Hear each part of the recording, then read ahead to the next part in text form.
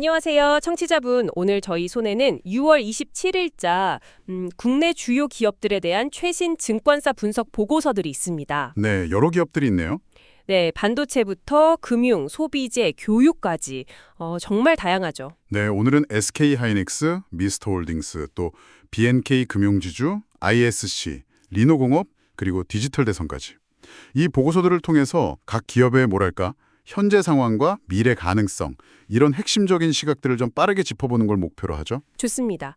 각 보고서가 주목하는 성장 포인트는 뭔지, 또 어떤 위험 요인을 보고 있는지, 그리고 애널리스트들의 결론까지 핵심만 속속 뽑아보겠습니다. 자, 그럼 바로 시작하죠. 네, 첫 번째는 역시 SK 하이닉스네요.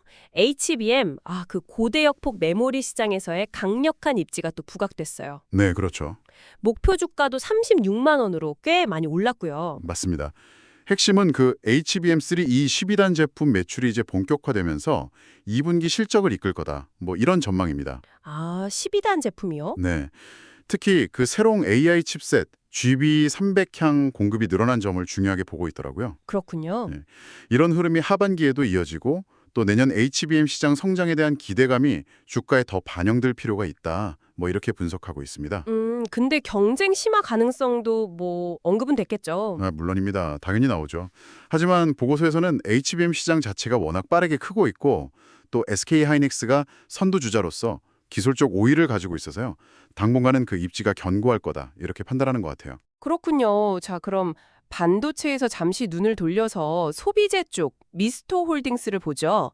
여기는 미국 법인 적자 때문에 주가가 좀 부진했었는데 네, 그랬었죠. 이제는 내수 회복이랑 중국 쪽 모멘텀을 봐야 한다. 이런 분석이네요. 네, 맞아요. 특히 중국 내에서 그 휠라 브랜드가 꾸준히 성장하고 있고 또 마르디, 매크루디 같은 K-패션 브랜드 있잖아요. 네네. 이런 것들이 성공적으로 안착한 게 인상적이라고 보고 있습니다. 최근에 그 6.18 쇼핑 행사 실적 같은 걸 보면 중국에서의 성장 잠재력이 여전히 크다 이렇게 평가를 해요.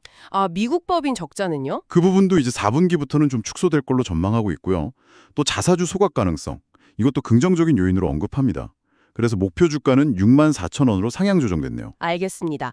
다시 반도체로 돌아와서 이번엔 테스트 소켓 기업 ISC입니다.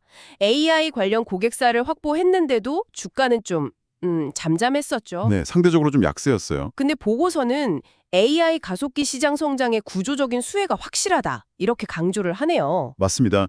이게 AI 칩 성능이 계속 높아지면서 그 테스트 소켓도 더 고사양 제품이 필요해지고 있거든요. 그렇군요. 이건 ISC에게는 판매량, 그러니까 Q와 판매 가격, P, 즉 평균 판매 단가죠. ASP, 이 모두의 긍정적인 요인이 되는 거죠. 보고서에서는 ASIC나 HBM용 소켓뿐만 아니라 뭐 글라스 기판 같은 새로운 기술에도 대응할 준비가 되어 있다. 그래서 꾸준한 성장을 기대한다. 뭐 이러면서 목표 주가 85,000원을 유지했습니다. 같은 테스트 소켓 분야인데 리노공업도 흥미롭습니다. 여기는 온디바이스 AI 수혜를 직접적으로 볼 거다. 이런 분석이네요. 네, 그렇죠. 스마트폰 자체에 AI 기능이 막 탑재되면서요. 네. 스마트폰의 그 두뇌 격인 AP칩 있잖아요. 여기에 NPU, 그 신경망 처리 장치 성능이 강화되고 또 5G 통신칩까지 들어가고 하면서 더 정밀한 테스트 소켓이 필요해진 거죠. 리노공업의 주력인 파인피치 소켓 수요가 늘어날 수밖에 없는 환경이라는 겁니다. 모바일 외에도 AI 서버나 XR 기기, 또 자동차용 반도체 테스트 쪽으로도 영역을 넓히고 있어서 2027년에 신공장이 가동되면 또 한 번 도약할 걸로 기대하고 있어요. 목표 주가는 6만 원으로 올랐습니다. 자동차용까지 가는군요. 자, 이번엔 금융주입니다. B&K 금융지주. 1분기에는 충당금 때문에 실적이 좀 주춤했지만 2분기는 괜찮을 거라는 전망이네요. 네, 일단은요. 하지만 건전성 관리가 중요하다고 지적하는데 구체적으로 어떤 위험을 말하는 걸까요? 네, 보고서는 그 부동산 PF, 즉 프로젝트 파이낸싱 관련 부실 우려하고요. 또 특정 기업 여신에 대한 대손 가능성, 그리고 아무래도 지역 기반 은행이다 보니까 지역 경기 둔화 영향, 이런 걸 좀 리스크로 보고 있습니다. 복합적이네요. 네, 그래서 이런 건전성 부담을 잘 관리하고 또 안정적인 성장을 보여주는 것이 장기적인 기업 가치 상승에 필수적이다. 이렇게 강조하더라고요. 주주환원 확대 기대 같은 걸 반영해서 목표 주가는 15,000원으로 상향 조정했습니다. 네. 자, 마지막 기업입니다. 교육기업, 디지털 대성이네요. 강남대성 의대관 인수 효과에다가 온라인 강의료, 즉 ASP 상승, 그리고 2028년 대입 개편에 따른 N수생 증가 가능성까지 긍정적으로 보는 요인이 많네요. 네, 그렇습니다. 특히 그 2028 대입 개편은 입시 제도의 불확실성을 좀 높여서 수험생들이 더 많은 준비를 하게 만들거나 혹은 변경전 제도로 입시를 치르려는 N수생이 늘어날 수 있다. 뭐 이런 분석입니다. 아, N수생 증가 가능성이요? 네. 그리고 또 현재 주가가 2025년 예상 실적 대비 주가 수익 비율, 그 PER 있잖아요. 이게 과거 평균보다 낮아서 가격 매력도 있다 이렇게 판단하고 있습니다.